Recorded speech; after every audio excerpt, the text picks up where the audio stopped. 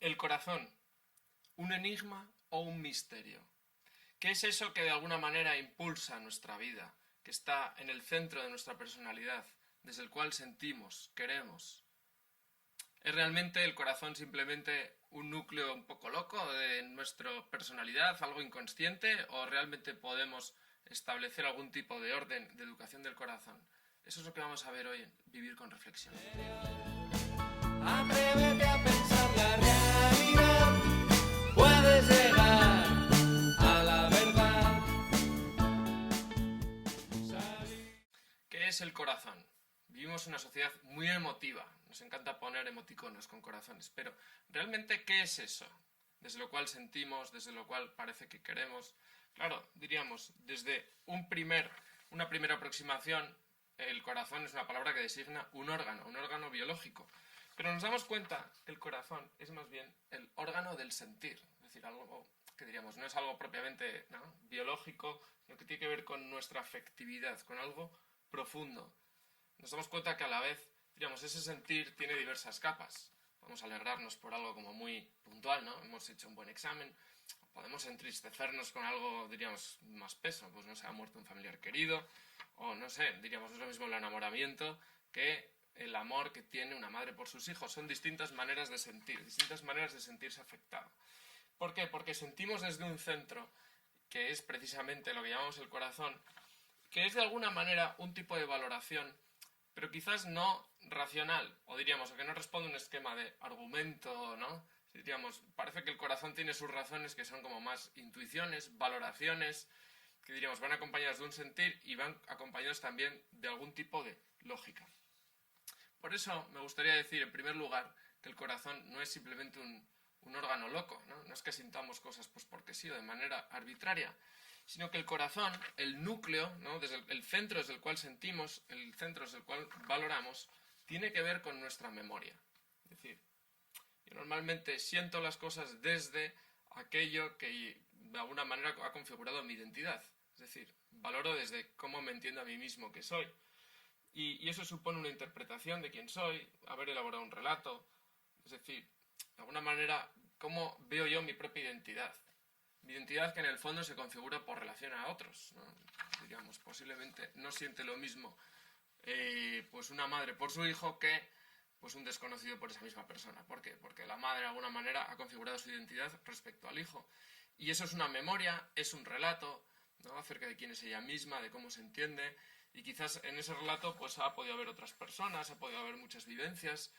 Y por eso diríamos, quizás lo primero es darse cuenta de que el corazón tiene una propia lógica que responde a un relato, a una propia memoria, y que lo importante es tratar de esclarecer esa lógica. Es decir, hay que darse cuenta de que el corazón tiene sus motivos, ¿no? No es algo pues puramente irracional, ¿no?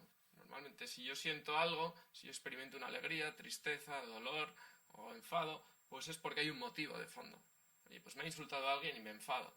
Hay un motivo y quizás no lo he racionalizado, pero hay algo en mí que ha hecho como toda una valoración desde el centro, ¿no? De mi vida.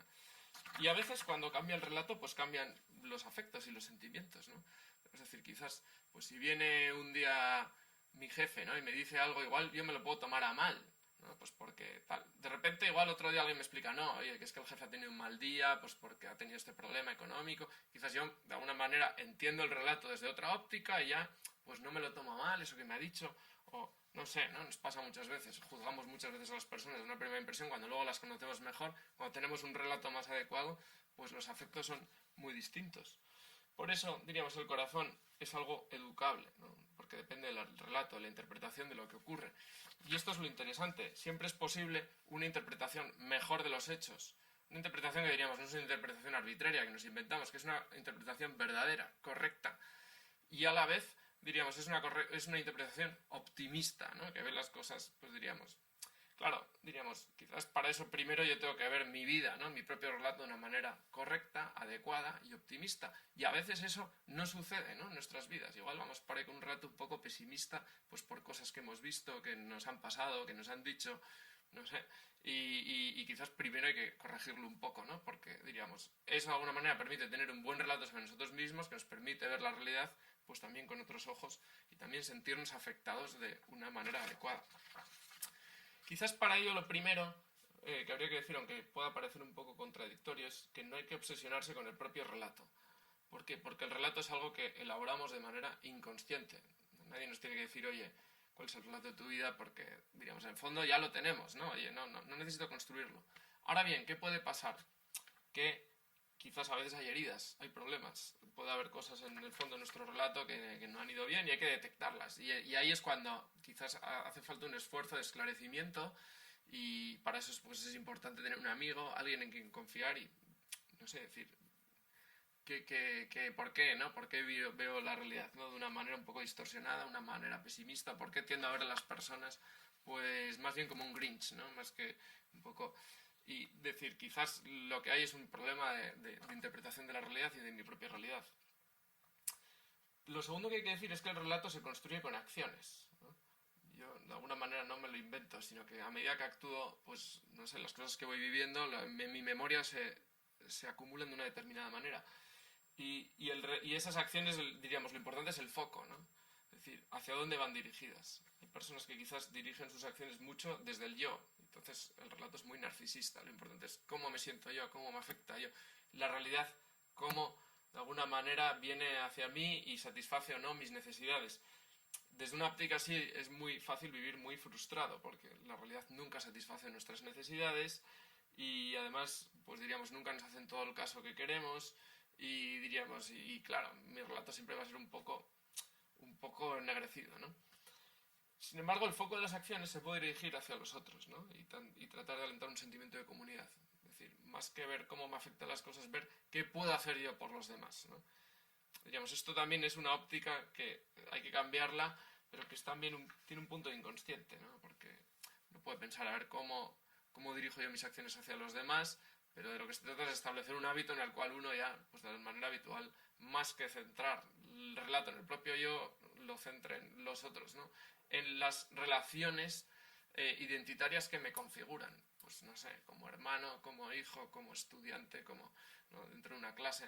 Todo eso de alguna manera son ámbitos en los cuales mi relato pues se construye. Bien, puede parecer esto muy abstracto, pero en realidad yo creo que simplemente consiste en tratar de pensar pues uno hacia dónde dirige el foco de interés. Lo tercero es que los deseos del corazón responden a un deseo de no soledad. Diríamos, ese es el deseo más profundo. Si uno examina el corazón, uno en el fondo, ¿qué es lo que quiere? Pues no estar solo, es decir, sentirse comprendido y experimentar el amor de otros. Claro, diríamos, en el fondo yo eso solo lo logro no cuando centro la atención en lo que los demás pueden hacer por mí, sino en qué puedo hacer yo por los demás. Eso, en palabras de Erich Fromm, constituye el arte de amar, que es un hábito. Dice Fromm, el problema en la sociedad occidental es que hemos basado el éxito del amor, no podríamos decir el éxito del corazón, en encontrar un objeto que nos satisfaga, encontrar algo que ya me vaya a hacer sentir muy bien. Cuando en el fondo esto, diríamos, no va así. Más bien lo que está en mi mano es trabajar un arte de amar, un hábito pues de dirigir mi atención hacia los demás, de que los demás pues no sé, encuentren algo en mí, ¿no? Que les haga pues sentir que su vida pues merece la pena, que es alegre. Y cuando yo logro desarrollar ese hábito de amar, que es un hábito difícil, que requiere muchas virtudes, pues yo de alguna manera me convierto en alguien amable y casi seguro que encontraré muchos amigos, encontraré gente que me quiera. Diríamos, curiosamente yo tendré éxito en el arte de amar no cuando me obsesione con el objeto, sino cuando trabaje las disposiciones que me permiten amar. Es decir, cuando trabaje el corazón mediante los hábitos y las virtudes. Bueno, espero que esto haya ayudado un poco a dilucidar un poco el enigma del corazón y nos vemos en otro vídeo de Vivir con Reflexión.